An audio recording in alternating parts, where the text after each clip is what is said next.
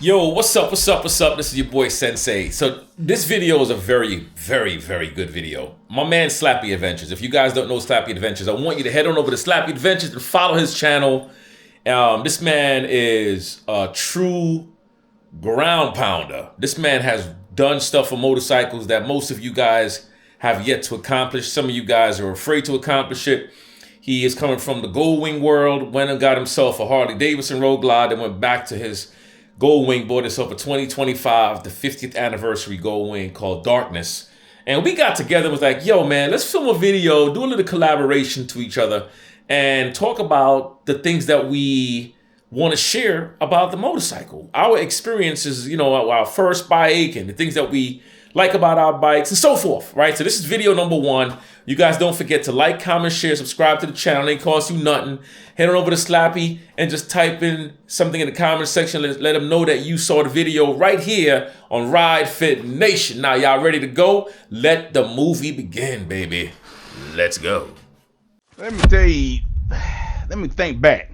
So, I told a story of this on my YouTube channel a while back. I got my first motorcycle, I guess I was about 13, 14 years old. I had a friend of mine that his dad was buying him a new motorcycle, and my dad wasn't gonna buy me no bike. He told me flat out he wouldn't buy me no bike. And my buddy's dad was gonna buy him a new bike, and it was a YZ80. So they had a pool and all that stuff. He said if you'll work for me for the summer, keep my pool together and all that stuff like that, he'll give me the motorcycle, kind of work it off. So my first motorcycle was a YZ80 that I got from my best friend, and was one of the fastest bikes in the neighborhood. He got a 125 combination Honda, and that YZ80 was a two-stroke, and that bad boy get after it. You hear me? And I had to hide it up in the backyard from my dad because he didn't know I had it. That was my first motorcycle. So when did I get my motorcycle? I got my motorcycle, I want to say it was 2004.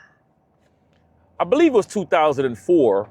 And during that time, I was already kind of watching people ride bikes and everything, and I fell in love with riding, man. And the reason why I fell in love with riding was I had a cousin in Jamaica, Junior, who used to kidnap me when I was like baby. I mean, like no joke. I mean, for real, kidnap me when I was a baby and throw me in his motorcycle. And my mom would be sleeping. He would come in and just take me in his bike, and that motivated the hell out of me. I guess that just seeped through my blood, and so that's when I got my bike. And actually, when I bought that bike, it ended up being the bike that he owned years later, and I bought that bike from his brother in Connecticut. Now, it's not the same bike that he had, but it was one of his bikes. Unfortunately, he passed away from motorcycles and lost his life from racing, him and a buddy of his. But yeah, but that's when I got my first bike. So my first super bike was a 600, I think it was an 88. No, it wasn't. What year was that, Dag? I think it was an 88. 600 Hurricane that I got from a guy that was wrecked. And I bought plastic back in. I didn't have a bunch of money. It was shark. If you're familiar with shark skin uh, fairings, cheap. A lot of people put them on race bike because it was light and cheap. Anyway, I put some shark skin fairings on it, painted that bad boy candy apple red, and that's how I first started learning how to do wheelies and acting stupid on the daggum motorcycle. Ran good, put a little old pipe on it, and that was my first little speed bike, but it wasn't no super bike by no means. But Yamaha, a Honda Hurricane. I called it my Slurricane. So my first motorcycle, the first bike that I got was a Suzuki Katana. I believe it was a 1997 Katana, and I love that bike. The color that I got, I forgot what color it was. I think it was like a blue, whatever color it was. But believe it or not, I took that motorcycle and got it painted orange. And that was in the early 2000s, man. Right after I started riding, I went up to Connecticut, got that bike from my cousin's brother. Got the bike. My wife had a Yamaha FZR, and we both got the bikes painted orange. And during that time, Nissan had just made this new color. I think it was the Xterra or Pathfinder, whatever it was, there was an orange color that Nissan was using. So we wanted that color, but the guy who painted the bike did a bad job. He didn't match the color. I mean, I don't know if you guys know or not, but Sensei likes orange. I mean, anywhere you look, I have something that's orange. Look, this is a lat pull down bar. What color is that? You know what I mean? What color is Beast? Orange. So there's always something that I got that's orange. Now that katana, I regret the fact that I sold that bike. I regret it because that was my very first motorcycle, and I wish I still had that bike, you know? So as far as top speed goes, this was my ZX14. And I had a Hayabusa, but that's my ZX14. Here's another picture of it on the tail of the dragon. But as far as my top speed, I am part of the 200 plus mile an hour club. At least it is around here. There was some guys, we got together on this long stretch of road, and we would, you know, if you could get above 200. But I had it piped out. I didn't have that one stretched. I had my Hayabusa stretch, but I had it piped out, big sprockets, and I was trying to get away from doing wheelies because I was a bad wheelie guy, but I still wheelied it. But anyway, 204 miles an hour was where I was clocked by a radar detector, because we had a friend that was a police officer and he would use his radar to clock us. 200 miles an hour was my top speed on any motorcycle. Been there twice. I'll never do it again. Now, how fast have I been on a motorcycle? Well, it's kind of hard to remember, but what I will tell you is this. I had a Honda 929, and it was one of them freaking monster motorcycles. And I remember going over the Tappan Zee Bridge, and I used to go pretty fast on my bikes, but the top speed that I did on my motorcycle was probably 120 miles an hour. And that led me to actually selling that bike because I was like, yo, I'm going to kill myself on this bike because the damn line in the road, there was no more line in the road. Those lines became invisible. And I'm like, yo, if I crashed into something, you ain't going to find me. You're going to find only my damn clothing on the ground because I'm going to disintegrate into the abyss. So yeah, so about 120, maybe 125 miles an hour. That's the fastest that I actually went on a motorcycle. I don't care to go fast anymore because I'm gonna tell you, I got kids, man. I got a wife, I got a dog, I got things. So speed is good to have a bike that can move when you need it to move.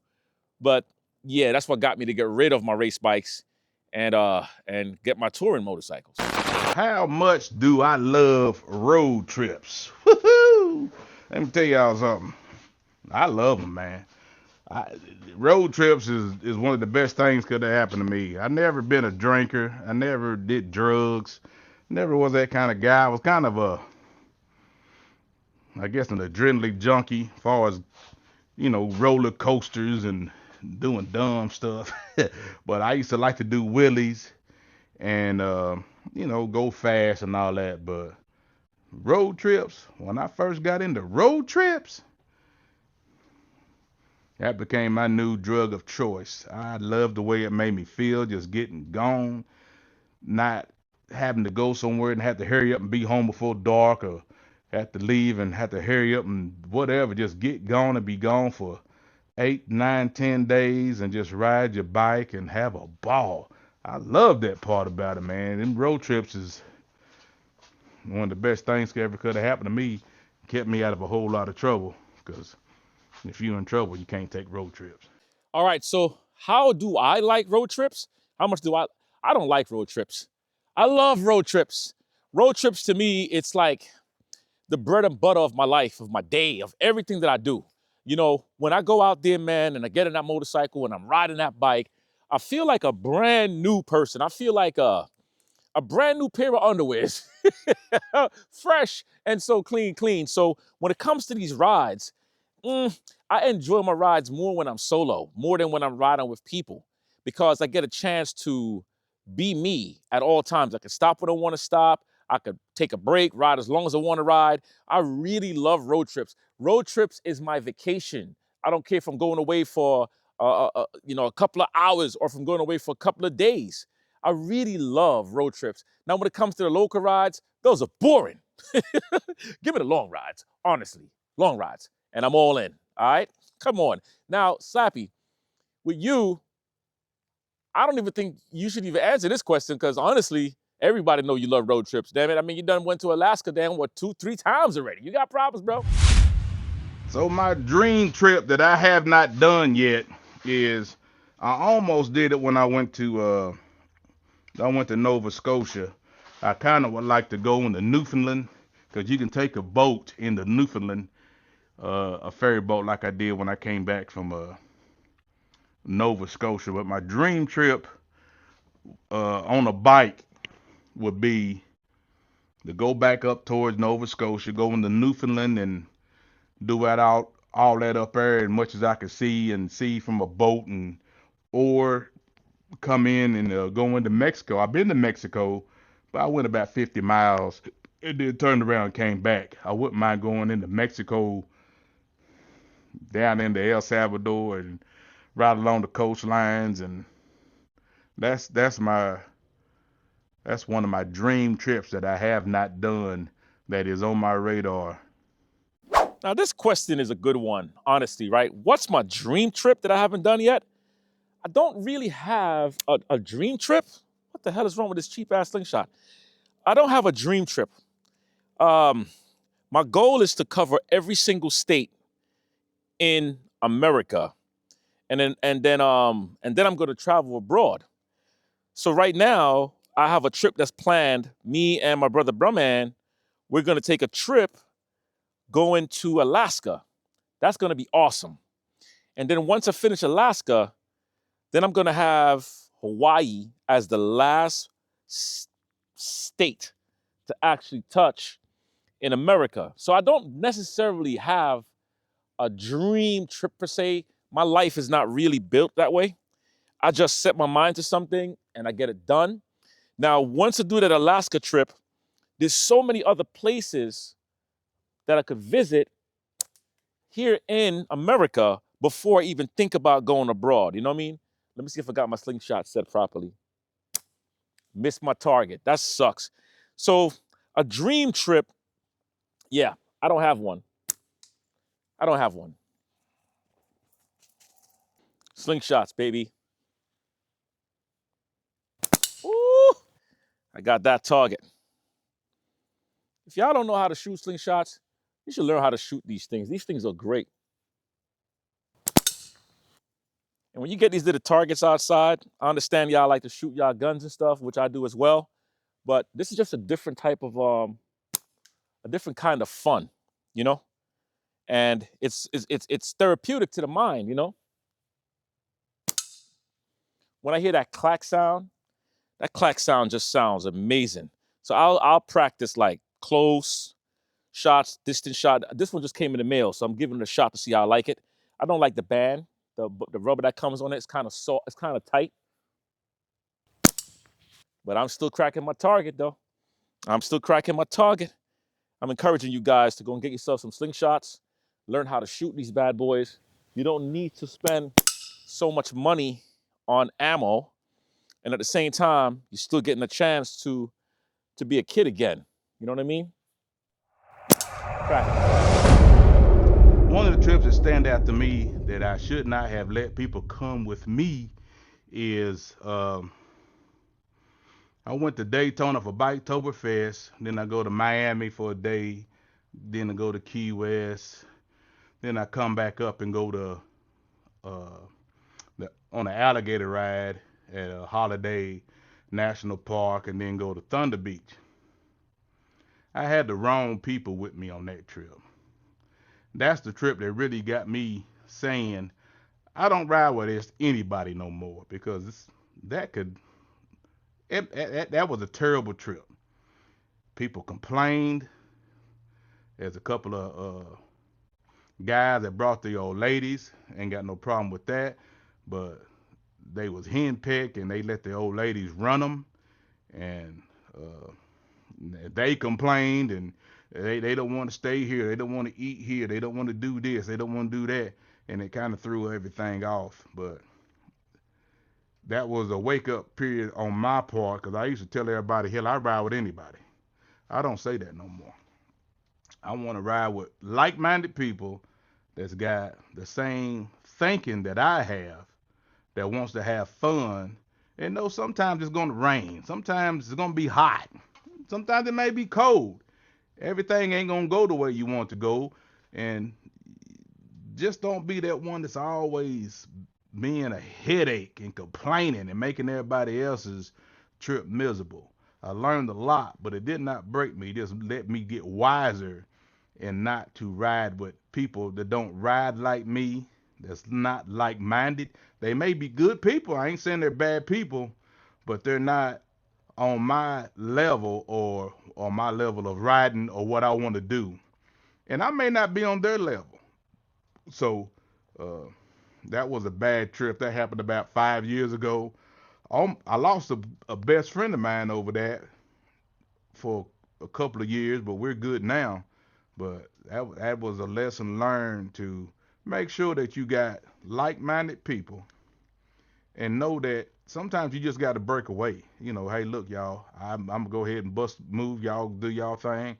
I'm gonna do my thing. You know, and no hard feelings. But you know, if you got some soldiers, you got some good people with you that know how you like to ride and you know how they like to ride, and they don't complain and stir up a bunch of foolishness.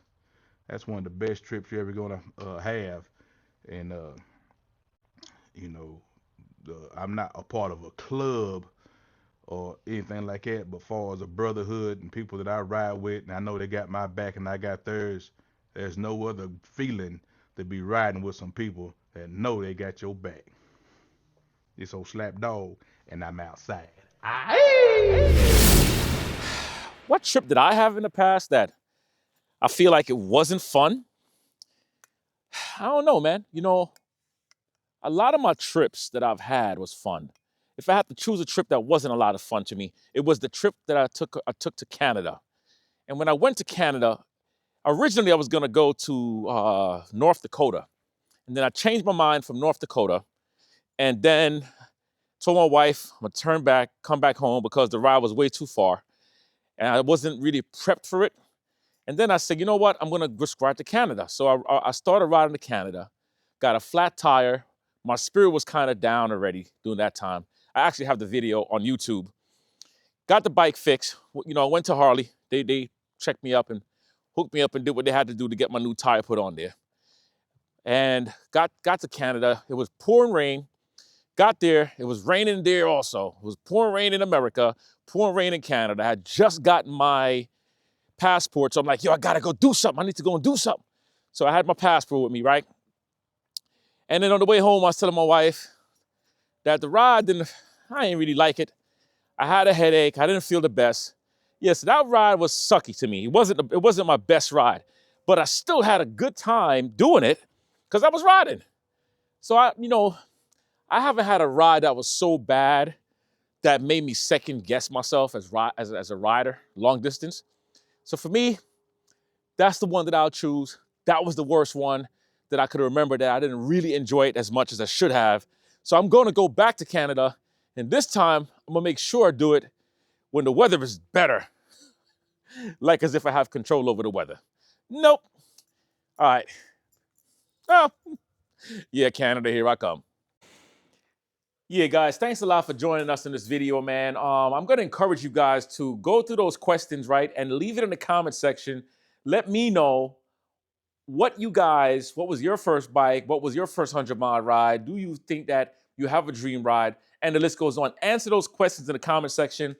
Big shout outs to my guy, Slappy Adventures, for sending me these questions and us doing this video together because this is what it's about. It's about family. It's about teamwork. It's about effort. You feel me? All right, let's go. I'm out of here. Don't forget to like, comment, share, subscribe to the channel. All of our channels. All right, I'm out. Peace.